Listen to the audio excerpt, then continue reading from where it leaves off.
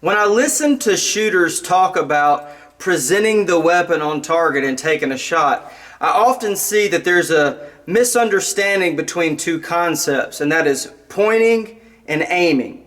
Pointing is when you instinctively present the weapon as specific as possible with just your eye-hand coordination to the target where you intend to place a round. Aiming is when you transition to your sights and you fine-tune that to make sure that the gun is actually pointed to the target in the specific place that you want your point of impact to be. So what can help you as a shooter, especially if you're coming from a holster, is decreasing the time needed to transition from that instinctive point to an intentional aim. And the goal is actually to do this in such a way that you build in the muscle memory, if you will, to presenting the weapon, to pointing that weapon onto the target as close as you can to where you will eventually aim it. Because if I can decrease the time between my point and my aim, I can take intentional shots with specific shot placement in a fast and efficient way. This drill will help you do that. It's just going to be 10 rounds very simply from the holster, 1 round per shot.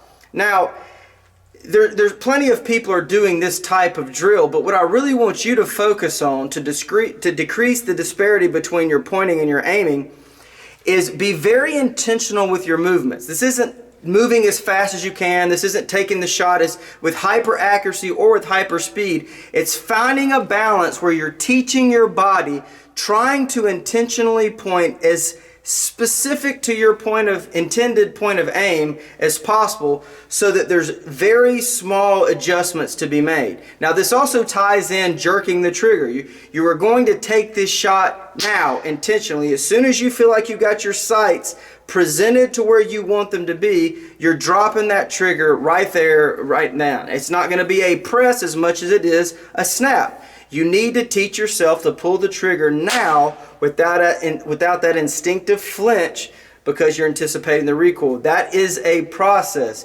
The flinch is automatic. It's in your DNA. You have to train it out, okay? So very few people can just get up there, fresh, never shot a gun before, point the gun and drop the trigger, bang, and not flinch. So you have to teach yourself to do that. So this is tying in some specific things, all geared towards having a well-placed shot, not perfect accuracy. We're still moving at a moderate clip here,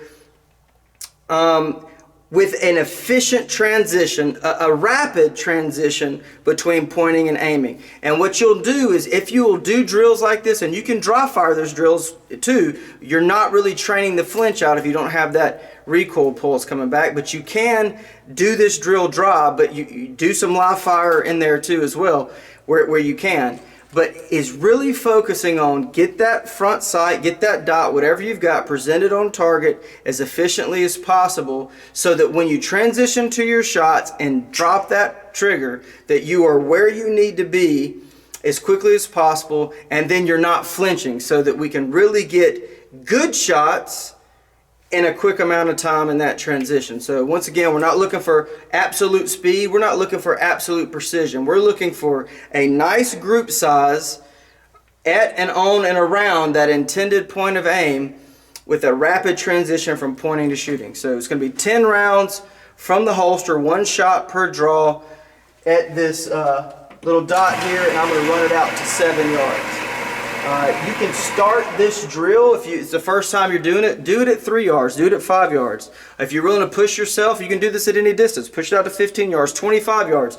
Understand that the time is going to increase as the space increases. I think 7 yards is a good place to really practice this. It's that intermediate distance where you can point shoot without your sights, sort of dependably if you have a lot of good muscle memory, but you also need your sights too to really call your shot. So this is forcing you to think and process a lot of information relatively quickly, and it eventually will build those adjustments into your draw stroke, your grip, and your presentation, so that you're not having to do them after the presentation, obviously making your called shots much more efficient.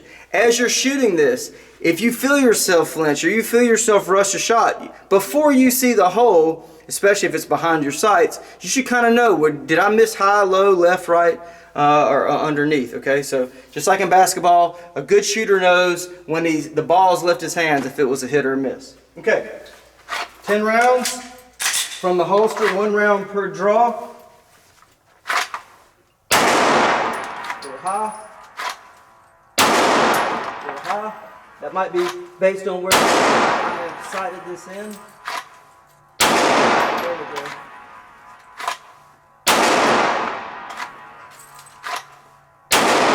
There we go. Go high.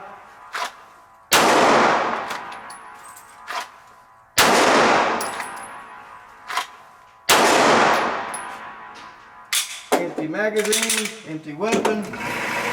Bring the target back. So, right there what we're looking for, a fist-sized group at a moderate clip. Understand, this is not supposed to be super fast, and I'm not trying to stack every single round directly in that dot. As a matter of fact, if you are putting them all at a very intentional pace, then you really need to speed up your shot process to push yourself. It's trying to make get that intentionality out there and find that trigger, drop the round as quick as you can while still pushing yourself a little bit. So don't go over a fist-sized group. If you're going over the fist-sized group, you're erring too far to the speed and not to the precision. Try to keep it at a fist-sized group or under. But all that pretty consistent right there in fist-sized group. And we got 1, 2, 3, 4, 5, 6, 7, 8, 9, 10. 10 rounds all accounted for. Once again, cleared weapon, safe direction. You can run this dry. Find a point on the wall or whatever you're going to be aiming at in a safe direction. Get the gun out there, dot, trigger. And what you're looking for is that trigger bouncing. Is my gun moving all over the place? Did I hear the click, fear the click, where I feel like I was intending it to be?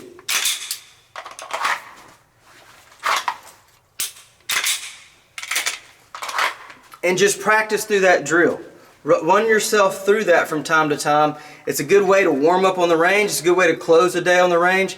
But the faster you can move from efficiently and with the needed accuracy, move from pointing to aiming, it's going to speed everything up that you do while not losing that accuracy. That first round, especially in a defensive environment, is the most important round you're going to fire. So you really want that shot to know that I'm going to land that shot in a fist-sized area from where I'm intending to aim it. And the bad guy's typically not going to give you 25 minutes to get a neutral point of breath and ride that front sight down in the rear sight notch. Go and take another breath because you ran out of it, and then put your finger on the trigger and ease.